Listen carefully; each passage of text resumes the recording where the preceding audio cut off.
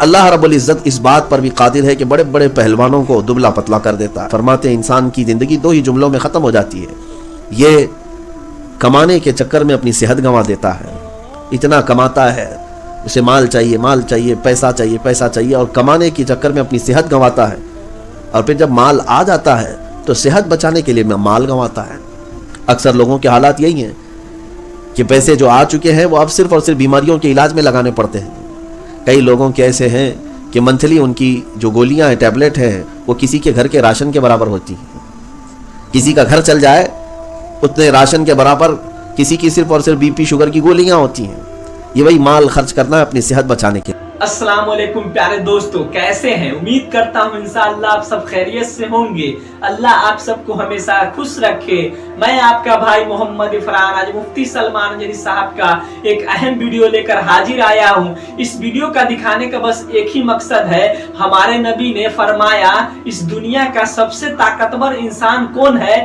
آج آئیے اس ویڈیو میں سنیں گے مفتی سلمان نجری صاحب کی زبانی، اور اس ویڈیو کو دیکھ کر زیادہ سے زیادہ اس پر عمل بھی کرنے کی کوشش کریں گے انشاءاللہ۔ تو اب آپ سب کا ٹائم نہ لیتے ہوئے اس ویڈیو کو شروع کرتے ہیں دوستو۔ اور اللہ رب العزت اس بات پر بھی قادر ہے کہ بڑے بڑے پہلوانوں کو دبلا پتلا کر دیتا ہے۔ ہم نے دیکھا ہے وقت کے سورما، وقت کے بڑی بڑی طاقتوں کے مالک، لیکن جب ان کا بڑھاپا آیا تو ایسے لاغر اور ایسے کمزور ہو گئے کہ کوئی ان کو اگر نہ دیکھا ہو تو پہلوان کبھی تسلیم بھی نہیں کرتا۔ ہم نے ایسے لوگوں کو دیکھا ہے کہ جو بھاری بھرکم تھے، لیکن شوگر نے آ کر، بی پی نے آ کر یا کینسر نے آ کر انہیں ایسے گلا دیا کہ جیتے جی ان کا سارا حصہ گل چکا ہوتا ہے۔ ہم نے ان کو نہایت ہی کمزور دیکھا۔ میرے عزیزو، زندگی کا یہی حال ہے۔ شیخ سعدی رحمۃ اللہ تعالی علیہ نے جو فرمایا کتنی پیاری بات ہے۔ فرماتے ہیں انسان کی زندگی دو ہی جملوں میں ختم ہو جاتی ہے، یہ کمانے کے چکر میں اپنی صحت گنوا دیتا ہے، اتنا کماتا ہے، اسے مال چاہیے، پیسہ چاہیے اور کمانے کے چکر میں اپنی صحت گنواتا ہے، اور پھر جب مال آ جاتا ہے تو صحت بچانے کے لیے مال گنواتا ہے۔ اکثر لوگوں کے حالات یہی ہیں کہ پیسے جو آ چکے ہیں وہ اب صرف اور صرف بیماریوں کے علاج میں لگانے پڑتے ہیں۔ کئی لوگوں کے ایسے ہیں کہ منتھلی ان کی جو گولیاں ہیں، ٹیبلٹ ہیں، وہ کسی کے گھر کے راشن کے برابر ہوتی ہیں۔ کسی کا گھر چل جائے اتنے راشن کے برابر کسی کی صرف اور صرف بی پی شوگر کی گولیاں ہوتی ہیں۔ یہ وہی مال خرچ کرنا ہے اپنی صحت بچانے کے لیے۔ انہی دو چیزوں میں تو انسان زندگی مکمل کر کے چلا جاتا ہے۔ عزیزان گرامی وقار، بہت ساری چیزیں سملر ہیں۔ آپ محسوس کریں، ہم آئے تھے بغیر لباس پہنے، اس دنیا میں آئے تھے، اور لباس ہمیں ہماری ماں اور باپ نے پہنایا تھا، لیکن جانے کے وقت پھر سے لباس اتار لیا جاتا ہے۔ یعنی یہ جو چیز تم یہاں پر آ کر لیے تھے پھر یہیں چھوڑ جاؤ۔ اس دنیا کا لباس ہی الگ ہے۔ بظاہر اگر دیکھا جائے تو بغیر لباس کے آئے تھے اور بغیر لباس کے ہی جا رہے ہیں۔ وہ تو صرف ستر چھپانے کے لیے ہمارا کفن پہنایا جاتا ہے، ورنہ کفن کو کوئی لباس تو نہیں کہتا کہ وہ کوئی کرتا پائجامہ ہے یا پینٹ شرٹ ہے۔ وہ بس مردے کے جسم کو اور ستر کو چھپایا جاتا ہے۔ میرے عزیزو، جس طرح آئے تھے ویسے ہی چلے جاتے ہیں۔ ماں کے پیٹ سے کچھ نہیں لے کر آئے تھے، اور جب جا رہے ہوتے ہیں تو سب کو پتا ہے کہ کیا لے کر جا رہے ہوتے ہیں، کچھ بھی نہیں ہے۔ جس طرح سے دونوں ہاتھ خالی تھے، جانے کے وقت بھی دونوں ہاتھ خالی ہی ہیں۔ یہ زندگی کی حقیقت ہے، اور میں آپ کو بتاؤں، مانو یا نہ مانو، دنیا کا سب سے بڑا سچ موت ہے۔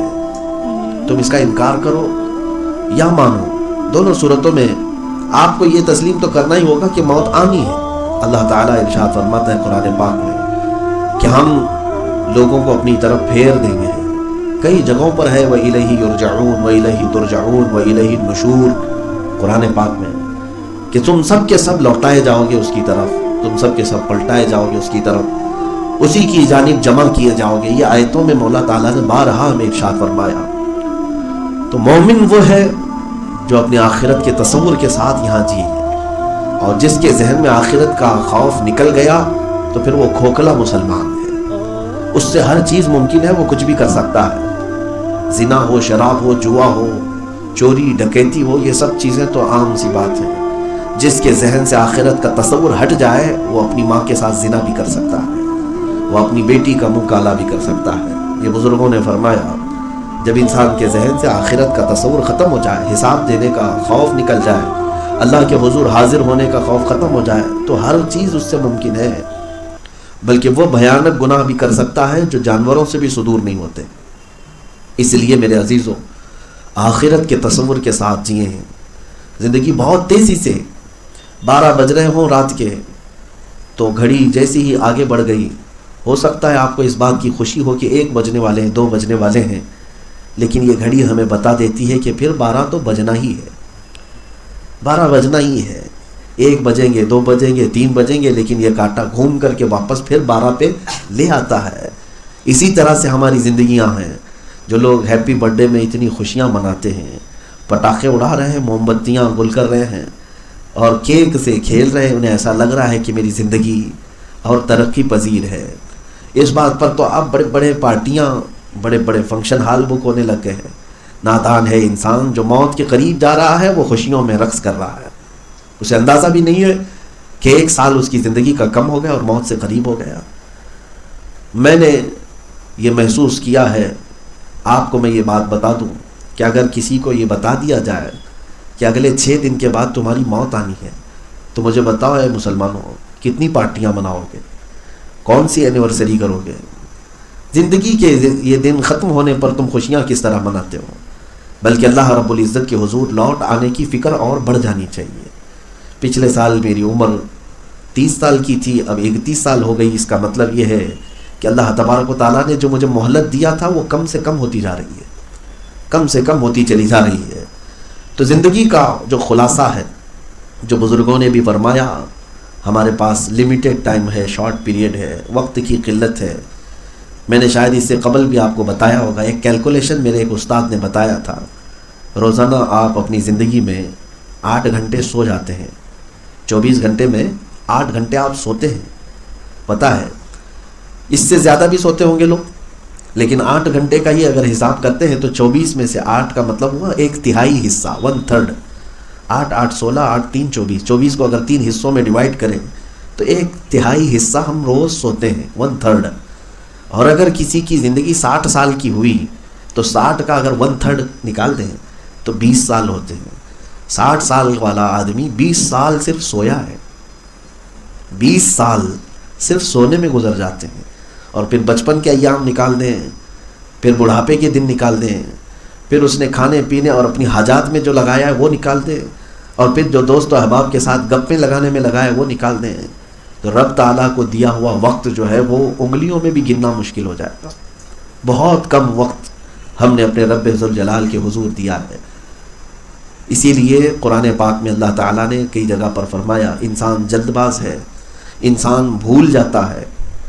اکثر یہ جو ہمارے پاس صدمے آتے ہیں یہ ہمیں بار بار یاد دلاتے ہیں کہ تمہیں واپس لوٹنا ہے۔ بزرگوں نے فرمایا ہے کہ جب تمہاری زندگی میں کسی عزیز کا انتقال ہو جائے، یا تمہارے مال میں کچھ خسارہ ہو جائے، یا تمہاری طبیعت خراب ہو جائے، تو سمجھ لینا یہ تینوں علامتیں ہیں، الارم ہے جو اللہ تعالیٰ تمہیں ہدایت کی طرف پھر سے بلا رہا ہے۔ تمہارے عزیز کا انتقال ہوا تو سمجھ جاؤ کہ میں بھی جانے والا ہوں۔ جس طرح میرا بھائی چلا گیا، میری ماں گئی، میرا باپ گیا، یا میرا بیٹا یا میرا رشتہ دار گیا ہے، اسی طرح سے جب تمہارے مال میں خسارہ ہو تو تم لوٹ آتے ہو اللہ کے حضور۔ یہ تمہارے لیے اللہ تعالیٰ موقع دیتا ہے کہ پلٹ آؤ۔ یا پھر بیماری آئی تو خوف، ڈر کہ پتہ نہیں اس بیماری میں مر نہ جاؤں۔ تو میرے عزیزوں، بارہا ہماری زندگیوں میں رب تبارک و تعالیٰ یہ الارم دیتا ہے کہ تم میرے بندے اور میری طرف آنے والے ہو، لیکن انسان اتنی جلدی بھولتا ہے کہ میت کو دفن کرنے کے 3 دن کے بعد وہ اپنے معمولات میں ہے۔ بلکہ ہم نے تو قبرستان میں ٹھٹا مار کر ہنستے ہوئے لوگوں کو دیکھا ہے، ادھر مردے کو دفن کر رہے ہیں، ادھر لطیفے سنا رہے ہیں۔ قبرستان میں مذاق مستیاں چل رہی ہوتی ہیں، کیسے ان کے سخت اور کٹھور دل ہیں، ان کے دل کالے ہو گئے۔ دنیا سے جانے والے کے غم میں نہ روتے، لیکن اپنی آخرت کو یاد کر کے تڑپ تو جاتے کہ یہ چھوٹی سی قبر میں مجھے بھی لوگ دبا دیں گے، دفن کر دیں گے۔ جسے اپنے آخری گھر کا خیال ہو وہ کیسے مذاق کرے گا، قبرستان میں کیسے ہنسے گا۔ میرے عزیزوں، یہاں پر بات صرف اور صرف مجھے اتنی کرنی ہے کہ انسان اگر بھول جائے تو یہ بہت لمبا بھول جاتا ہے، جلدی پلٹتا نہیں۔ اس لیے آپ ان لوگوں کی طرح نہ بنیں جو اپنے رب کو اور اپنے خدا کو بھلا کر اپنی زندگی کو یہ حقیقی منزل سمجھ بیٹھے۔ ایک آیت میں آپ کو پڑھ کر سناتا ہوں، رب تبارک و تعالیٰ فرماتا ہے وَلَا تَكُونُوا كَالَّذِينَ نَسُوا اللَّهَ، اللہ فرماتا ہے ان لوگوں کی طرح مت بنو جو اللہ کو بھول گئے. تمہیں کس نے بنایا تھا یہ بھول گئے، کون کھلا رہا ہے یہ بھول گئے، کون تمہاری زندگی کے نشیب و فراز کو طے کرتا ہے بھول گئے. اگر بھول جاتے ہو تو پھر ہوگا کیا؟ رب تعالیٰ فرماتا ہے فَأَنْسَاهُمْ أَنفُسَهُمْ، ایک وقت آئے گا کہ اللہ ان کو خود کو بھلا دے گا. یعنی تم اپنے آپ کو بھول جاؤ گے کہ میں کون. یہ وقت آتا ہے جو اللہ کو بھول گئے مرنے سے پہلے وہ اپنے آپ کو بھی نہیں یاد رکھ پاتے. جاؤ بستروں کے پاس جن کی روح نکل رہی ہوتی ہے پوچھ کے دیکھو کہ نام کیا ہے، وہ آئیں آئیں کرتا رہتا ہے. ہاں سکرات کا وقت یہ معمولی نہیں ہوتا. میں سب کے متعلق نہیں کہہ رہا ہوں، بہت ساری اچھی موتیں بھی ہیں، لیکن میرے عزیزوں جو اللہ کو بھول کر پوری زندگی گزارتے رہ گئے، آخری وقت ایسا آتا ہے ان کا اپنا آپا انہیں یاد نہیں رہتا، ان کا نام تک یاد نہیں رہتا. ان کی اولاد سامنے کھڑی رہتی ہے لیکن وہ پوچھ رہے ہوتے ہیں کہ یہ کون ہے وہ کون ہے. یہ کیوں؟ وہی قرآن پاک میں اللہ نے فرمایا کہ جو اسی زندگی کو حقیقی سمجھ بیٹھے اور اللہ کو بھول گئے، اللہ تعالیٰ انہیں ان کے اپنے آپ کو بھلا دیتا ہے. مولانا فرماتے ہیں، مولانا روم جلال الدین رومی رحمۃ اللہ علیہ، کہ ایک شخص نے ایک طوطا پالا تھا اور اس کی آواز اسے اچھی لگتی تھی. اس طوطے کو اس نے کلمہ سکھایا تھا، رٹا مار کر کے طوطا بار بار یہ لا الہ الا اللہ لا الہ الا اللہ کہتا تھا. طوطے سے اسے بڑا پیار تھا. ایک دن اس کے پنجرے کے پاس ایک بلا آیا. طوطا باہر نکلا تھا، بلے نے پنجہ مارا. جیسے ہی اس طوطے کے سر پر پنجہ مارا، طوطا ٹائیں ٹائیں ٹائیں ٹائیں کرتا رہا اور مر گیا. بلے نے اس کو اچھی طرح سے پھاڑ دیا. مالک دیکھ رہا تھا طوطے کا. یہ مولانا روم جب کوئی بات بتاتے ہیں تو وہ روح کی گہرائی میں اتر کے بتاتے ہیں، کوئی کہانیاں نہیں سناتے. اس سے زندگی کا کوئی نہ کوئی ایک اہم بات کھلتا ہے. مالک آیا اور دیکھا کہ اس کا پالا ہوا طوطا مر گیا، لیکن بلا جب پنجہ مارا تو یہ کافی چلا رہا تھا. اس بات کو لے کر وہ مالک جو ہے طوطے کا غمگین ہو گیا اور رونے لگ گیا. لوگ آئے، کہا کہ میاں کوئی رشتہ دار تھوڑی نہ مرا ہے، اتنا غم کر رہے ہو. طوطا مرا ہے، دوسرا طوطا لے آؤ، پھر پالو، پھر وہ تمہاری تربیت میں ویسے ہی بن جائے گا جیسے پہلا طوطا تھا. اس مالک نے کہا میں اپنے طوطے کی موت کے غم میں نہیں رو رہا. طوطا طوطا تھا، مسئلہ میرے لیے وہ نہیں ہے. میں نے اس طوطے کو کلمہ پڑھایا تھا، سکھایا تھا. رٹ کر کے یہ بار بار لا الہ الا اللہ لا الہ الا اللہ کہتا تھا. طوطا صبح شام پنجرے میں بولتا رہتا تھا.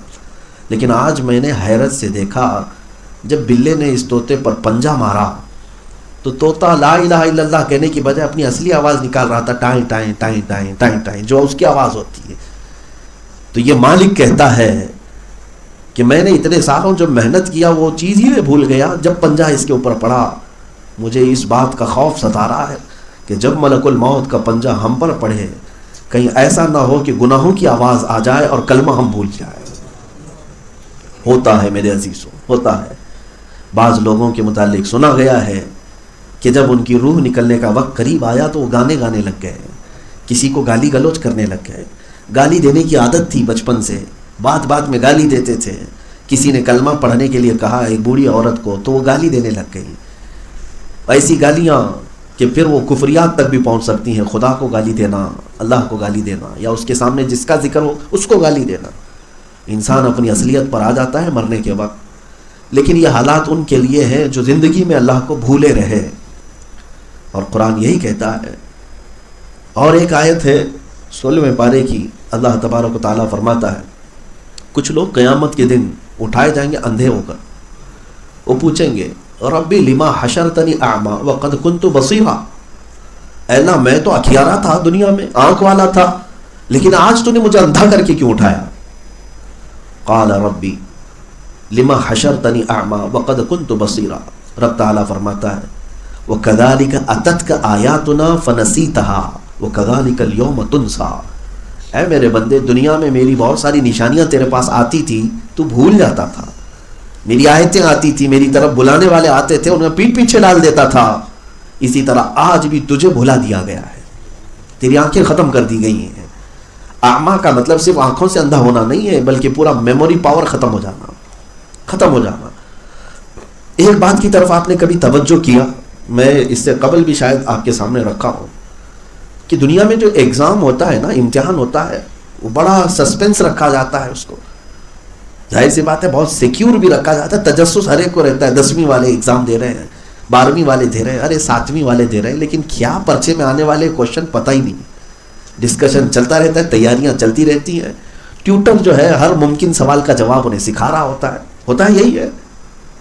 کوشچن پیپر پتہ نہیں ہے، اسی بات کی تو سارے طلبہ تیاری بھی کر رہے ہوتے ہیں، پتہ نہیں. اور اگر لیک ہو گیا تو ایگزام کینسل، دوبارہ پیپر بنے گا.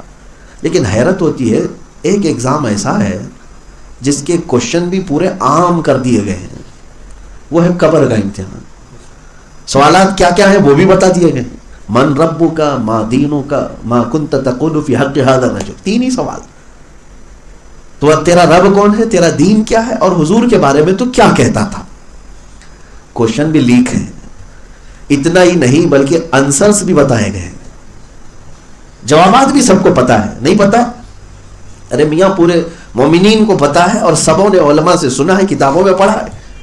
میں یہ سوچتا ہوں کہ پھر اس کو امتحان کیسے کہیں گے، یہ سوالات کیسے ہیں. سوال تو وہ ہوگا کہ اچانک آدمی کا ٹیسٹ لیا جائے اور بتایا نہ جائے اس کو. لیکن یہاں بتا بھی دیا گیا، کوشچن بھی بتایا گیا ہے، آنسر بھی بتایا گیا، سوال بھی معلوم، جواب بھی معلوم. تو پھر یہ امتحان کیسا.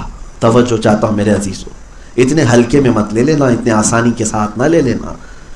یہ 3 سوال ہیں، تینوں کے میں 1 منٹ بھی نہیں لگیں گے، جواب دے دوں گا. یہاں جواب تو دے سکتے ہو، لیکن بزرگوں نے فرمایا بعض لوگ وہ ہیں جن کو قبر میں جانے کے بعد ان 3 سوالات کے جوابات میں 500-500 سال لگ جاتے ہیں، جوابات نہیں آ پاتے.